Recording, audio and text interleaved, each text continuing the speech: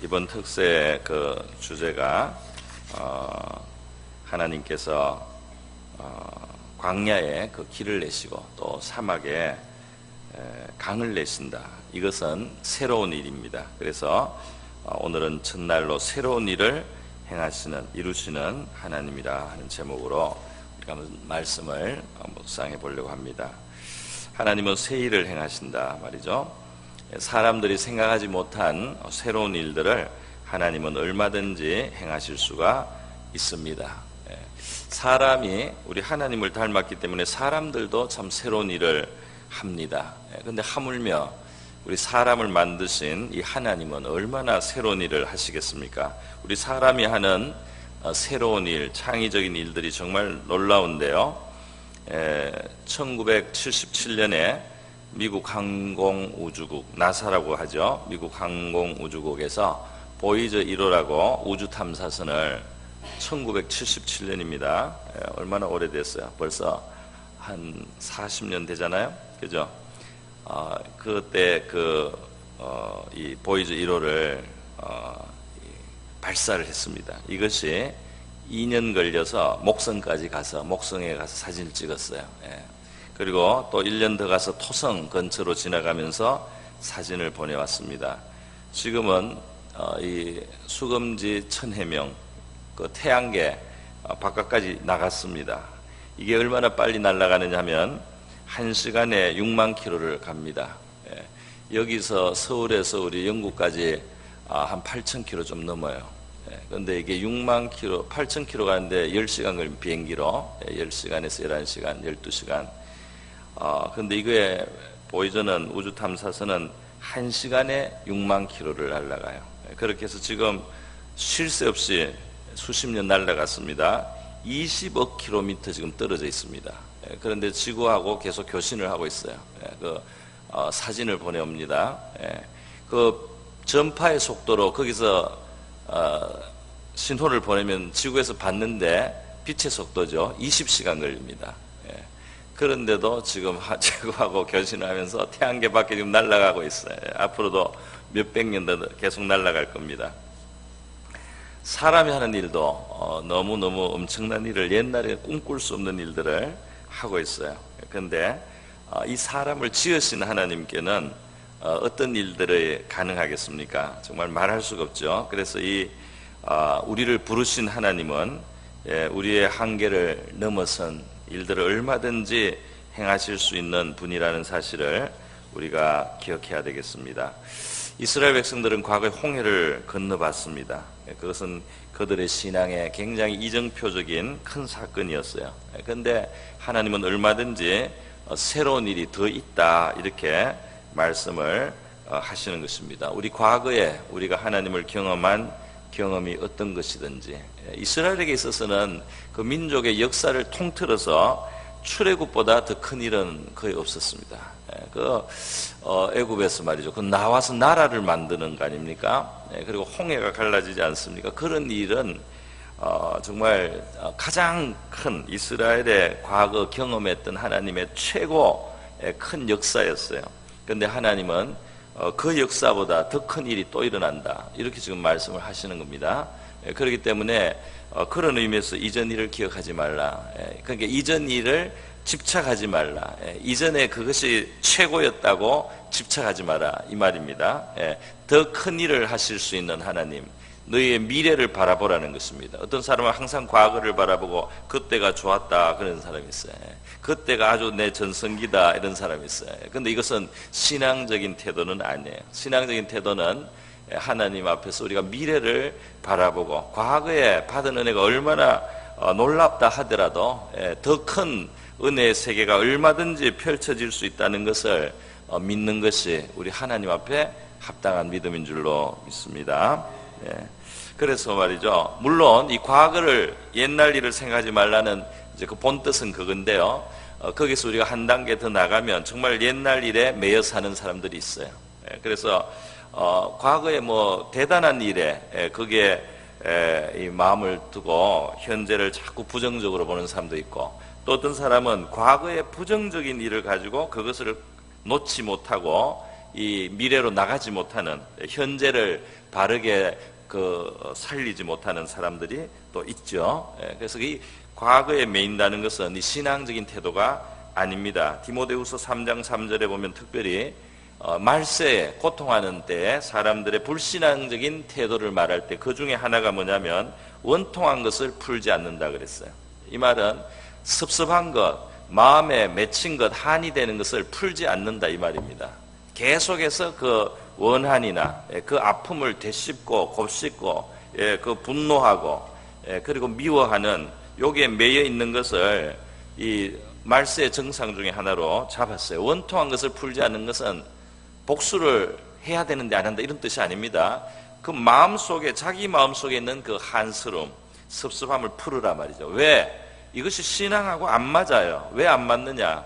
하나님의 아들이 당신을 구원하기 위해서 하늘에서 내려와서 십자가에 달려서 살을 찢고 피를 흘려서 죽어서 당신을 구원하고 당신을 저주에서 건지셨는데 당신은 사람에게 받은 그 상처를 가지고 계속 자기 영혼을 구원받은 영혼답게 그렇게 살지 못하고 당신 앞에 하나님께서 영생을 주시기 위해서 천국을 주시기 위해서 하나님의 아들이 받으신 그 고통과 고난이 있어서 당신을 구원했는데도 불구하고 당신은 당신의 마음을 섭섭하게 한 사람의 요만한 일을 가지고 말이죠.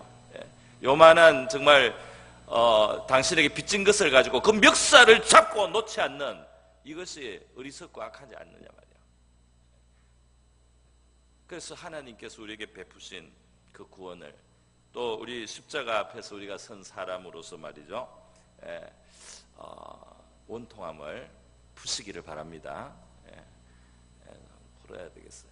상대방이 뭐 사과를 못했더라도 안 했더라도 내 마음에서는 내가 받은 하나님께 받은 용서, 내가 하나님께 받은 구원, 하나님께서 나에게 주시려고 하는 앞에 미래에 놓여 있는 영광을 앞에 우리 하나님께서 우리 앞에 놓아두신 큰 소망을 생각하면은 이 땅의 그 일을 넘어서는 것이 합당하다 이 말입니다. 그걸 풀어버리는 것이 합당하다. 안 풀리면 칼로 잘라서 싹둑 자르든지 그렇게 해서 우리가 과거에 매여서 살지 않아야 된다. 앞으로 나가야 되는 것입니다. 하나님은 사람들이 자기의 자리에서 한계를 많이 느낄 때 앞을 바라보게 하셨어요. 미래를 바라보게 하셨습니다. 아브라함이 자식이 없지 않았습니까? 너희가 75세가 돼도 자식이 없어요. 그 이후로도 20년, 25년 더 자식이 없었지만은 하나님이 아브라함에게 마음속에 미래를 바라보게 합니다. 꿈을 가지라고 자꾸 말씀을 하셨어요. 그러면서 하나님은 그에게 민족이 이루어질 것을 말씀을 하시지 않습니까? 아브라함의 그 후손들을 하나님께서 티끌과 같이 바다의 모래같이 하늘의 별들같이 그렇게 하고 이 지금 나그네로 지내는 이 가나안 땅을 그 후손들의 나라로 그 땅에 그들의 소유로 이 땅을 주시겠다는 놀라운 약속을 했습니다. 그런데 그것이 너무 아브라함의 현실에서 멀리 보여서요 그게 참 믿기가 어려운 일입니다. 그런데 하나님께서는 그 아브라함에게 미래를 바라보라고 조금씩 꿈을 심어주시기 시작했어요. 창세기 13장에 보면 하나님께서 아브라함에게 처음에 동서남북을 바라보라 그랬습니다. 바라보라 말이야. 그 동서남북은 단순한 공간을 바라보는 게 아니고 미래의 그 공간을 가득히 채울 그 후손들의 소유지로서 바라보라 이 말입니다. 그렇지 않습니까? 동서남북을 바라보라. 이 땅을 내가 줄 것이다. 티끌같이 내 자손들이 되어서 이 땅을 차지한다. 동서남북을 바라보라 할 때 그 미래를 바라보라는 말씀이에요. 그리고 또 창세기 15장에 가면은 하나님께서 하늘을 우러러 보라 그랬어요. 하늘을 이번에는 보라. 왜? 하늘에 별들이 있지 않습니까? 그냥 별 감상하라는 게 아니고 하늘의 별 같은 자손들을 하나님께서 주실 것이다. 그 미래를 바라보는 겁니다. 현실하고는 갭이 있어요. 그러나 하나님은 미래를 바라보라 그랬습니다. 그런데 그 미래를 아브라함은 자기 아무 능력이 없는데 그냥 믿음 하나로 하나님을 그냥 믿었습니다. 할렐루야. 자기 능력 없어요. 능력 없습니다. 그런데 믿었어요. 하나님이 말씀하시니까 우리가 하나님 성경 말씀을 접하고 이렇게 대하고 설교 듣고 할 때 믿음이 생길 때 그 믿음을 가지고 그대로 그 말씀을 받아들이고 말이죠. 그 믿음으로 말씀을 내 것으로 삼고 붙들고 하는 이것이 우리의 삶 속에 하나님의 역사를 가져오는 줄로 믿습니다. 그 하나님의 방법이 그래요. 믿음을 가지도록 하시는 겁니다. 말씀을 주시고 약속을 주시고 믿음으로 화답하도록 하시는 거예요. 그래서 아브라함의 삶 속에 놀라운 일이랍니다. 양을 치고 있던 다윗이 집에서 형 불러서 왔어요. 왔더니 사무엘이라고 하는 선지자가 자기 머리에 기름을 부어줍니다. 이거는 오늘 우리로 말하면 성령을 하나님이 주시는 거예요. 그 성령을 받고 나니까 그 다음부터 하나님이 이 사람을 쓰시기 위해서 준비하고 훈련합니다. 그래서 연단의 시간이 오기는 하지만 나중에 이스라엘을 다스리는 왕으로 하나님이 세우시는 거예요. 그 아무것도 모르고 들판에서 찬송 부르고 찬송 즐겁게 부르고 그 다음에 들짐승들이 와서 양을 물어가고 하면은 하나님께 대한 그 믿음을 가지고 그 짐승하고 싸우고 이렇게 했던 이 그냥 양치기 목동 아이입니다. 집에서 별로 아버지가 귀하게 여겨주지도 않았어요. 그럼에도 불구하고 이 다윗이 그 기름 부음을 받고 나서 그의 운명이 바뀝니다. 아무것도 아닌 그냥 굴러다니는 양똥 차고 다니던 애가 말이죠. 기름 부음을 받고 나니까 이스라엘의 주권자로 하나님이 만드시는 거예요. 준비시키는 과정이 있었지만은 결국 생각할 수 없었던 그런 일들이 펼쳐집니다. 오늘 우리 성도들에게 하나님께서 성령을 주셨다. 여러분이 만약에 성령을 받은 사람이면 여러분 안에 우리 하나님의 놀라운 일들을 우리가 기대할 수 있지 않습니까? 성령을 주셨는데요. 성령을 주신 거예요. 그거는 원래 구약의 제사장, 선지자, 왕들에게 하나님이 기름 부으셨던 그런 그 이상의 하나님의 선물인 것입니다. 모세는 과거에 이스라엘 위해서 자기의 삶을 바쳐서 좋은 일을 하려고 했지만은 그 꿈은 좌절됐습니다. 안 됐어요. 사람들이 오히려 협박하고 말이죠. 네 사람 쳐 죽였지, 네 애굽 사람 쳐 죽였지. 왜 우리한테 상관하냐? 네가 우리 무슨 지도자냐? 이런 식으로 모세를 오히려 협박해서 모세가 민족을 위해서 일을 해보려고 하다가 오히려 생명의 위험을 느끼고 도망갔습니다. 그래서 그의 꿈은 접혔어요. 그의 꿈은 접혀서 40년이나 접혀 지냈습니다. 광야에 가서 말이죠. 그 대릴 사위로 붙어 살았어요. 장인 집에 붙어 살고 종 같은 사위 역할을 하고 40년 지나도 자기 양은 아니고 장인의 양을 키우는 사람이었습니다. 그렇게 살아도 하나님께서 그의 오래전에 주셨던 그 소원을 이제는 변화된 그를 연단하시고 훈련하셔서 변화시키신 그 손길을 이제 거친 다음에 하나님께서 다시 가시떨기에 그 불꽃의 모습으로 하나님께서 임하시고요. 모세를 만나셔서 모세가 이제 나는 입도 둔합니다. 나는 이제 잘할 수 없습니다. 이렇게 했는데 하나님이 모세에게 이스라엘 해방하는 그런 큰 사명을 맡기시고 그 일이 이제 이루어지는 꿈을 접었던 사람에게 하나님이 그 꿈을 실현하는데요. 이제는 모세의 꿈이 아니고 정말 하나님의 꿈으로서 모세가 생각하던 이상의 일을 하나님이 모세를 통해서 이루어 주신 것입니다. 물고기만 잡던 어부 베드로도요. 하나님께 주님이 그를 만나셨을 때 그에게 생각하지 않은 일들이 펼쳐졌어요. 이제는 사람을 낚는 어부가 되고 하늘의 열쇠를 가진 하늘나라의 기둥과 같은 사람으로 베드로를 주님은 그렇게 미래를 보시고 그를 빚어주셨던 것입니다. 여러분, 그래서 우리 하나님은 새로운 일을 행하시는 분이라는 사실을 우리가 늘 기억해야 되겠습니다. 새 일을, 그렇기 때문에 성경에는 새 노래로 하나님을 찬양하라 이 말이 있어요. 새 일을 행하시니까 찬양도 새로운 찬양이 나와요. 새로운 감사가 나오게 되는 것입니다.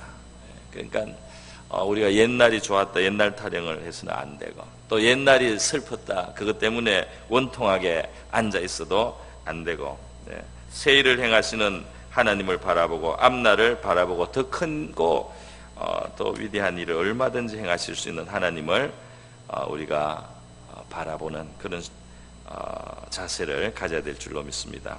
하나님은 정말 너무 크셔서요, 우리가 하나님을 알아가는데 끝이 없지 않습니까? 우리의 신앙의 분량도 사실은 끝이 없이 무한한 신앙의 세계예요.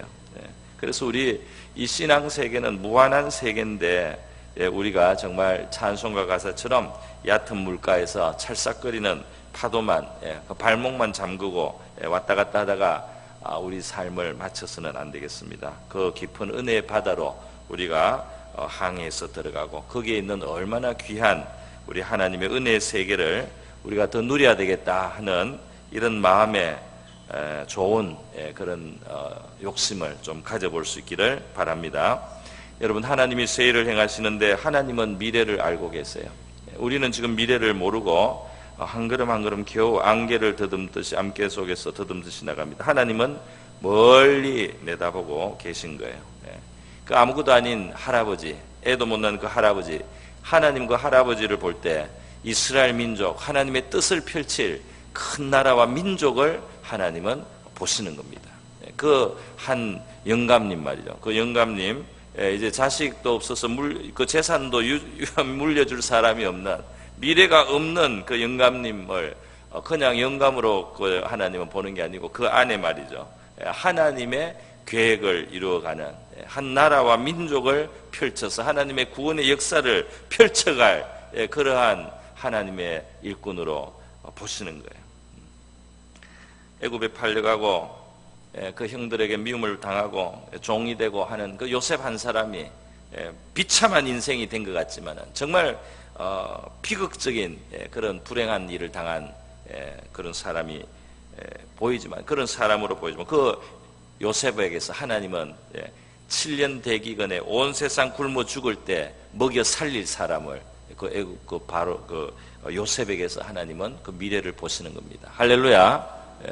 그리고 이렇게 하나님이 그 미래를 보시고 말이죠, 우리의 지금의 자리가 초라하든지 억울한 자리든지 비극적인 자리든지 그것을 넘어선 하나님의 역사가 얼마든지 있다는 거예요. 에베소서 3장 20절에 너희의 온갖 구하는 것보다 능히 더하실 하나님께 영광이 있다 그랬습니다.